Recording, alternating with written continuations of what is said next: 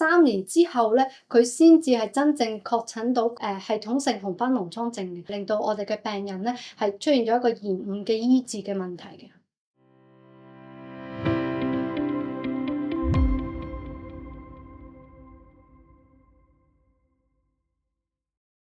而喺現時嘅檢測方法方面啦，好多嘅檢測咧冇一個嘅統一嘅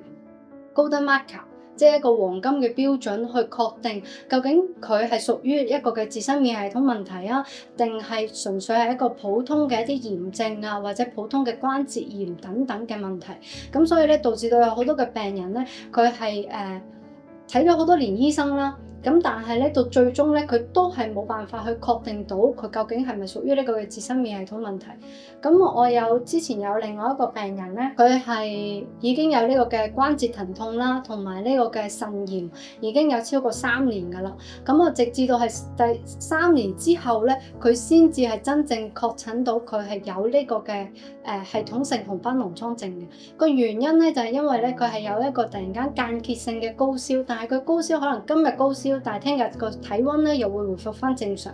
咁啊亦都會間唔時咧就會出現一個嘅關節嘅疼痛啦，但係唔係好持續性嘅，有時用咗一啲止痛藥或者一啲消炎藥之後咧，個症狀係可以緩解咗。